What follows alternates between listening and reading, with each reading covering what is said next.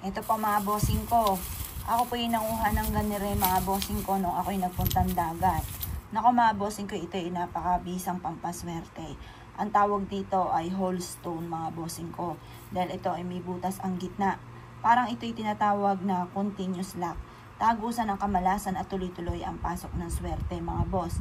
Mainam na mag-wish ka rin dito. Ibubulong nyo sa mismong butas nito ang lahat ng mga nais ninyo ng pagbabago. Halimbawa, minamalas ka, lubog ka sa utang. Hinihiling ko na makaahon ako sa pagkakautang. Hinihiling ko na kung ano man ang problema ko ngayon, lalo na sa pera, ay kaagad ko itong masolusyonan. Hinihiling ko na ang mga kamalasan ko ay mawala na. Ganun po mga bossing ha. Yung mga nais ninyo ng pagbabago, ihiling nyo po dito sa ating pong bato mga bossing. Makakatulong po ito upang sa ganon, kayo po ay kung ano man ang problema mo sa ngayon, kaagad nyo itong masusolusyonan. Proven po ito mga bossing. Kaya kung ikay pupuntang dagat, mainam na kayo po'y kumuha ng ganito.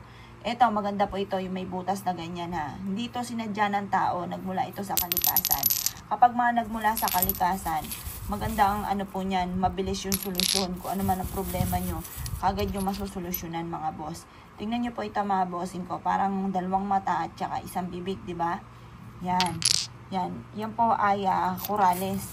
Ito rin po mga bossing ko, yan yung mga ganyang may butas, maganda po yan. Pwede nyo rin gawin mga bossing ko, ito bigay ito ng anak ko. Hindi ko alam kung ano po niya, pero masaya ako kasi yan, binigyan nga ako ng anak ko mga boss. Yan, bigay po yan sa akin. Meron pa nga dito naghugis puso.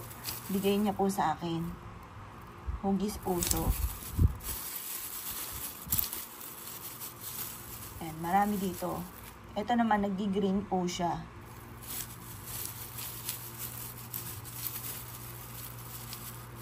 Yan pa mga bossing. Ito po, pwede nyo ang gawin po dito.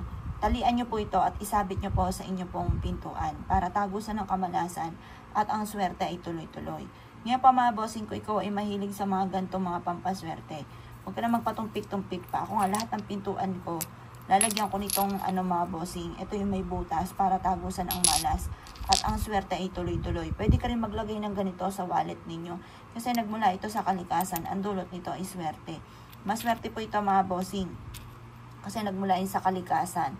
Ang kalikasan, lalo na ang dagat, ay masagana. Yan po mga bossing, kayo tutulungan ka rin para maging masagana ang pamumuhay. At ang kamalasan nyo ay tagusan at hindi nyo na puning pagdaanan pa. Yan po, maganda po ito mga bossing. Ganun din po kagaya na sabi ko nga po sa inyo. Mainam na yung mga problema ninyo ay isulat nyo sa buhangin na naaagusan ng tubig, na i-erase. Lahat ng problema na i-erase po yun mga bossing. Ngayon po mga bossing ko, isa ka sa mga naniniwala at naisyo po itong gawin. Subukan nyo po ito. Lalo na kung pupunta ka ng dagat, huwag mo kakalimutan na kumuha po nito mga boss. Proven po yan, maswerte po yan.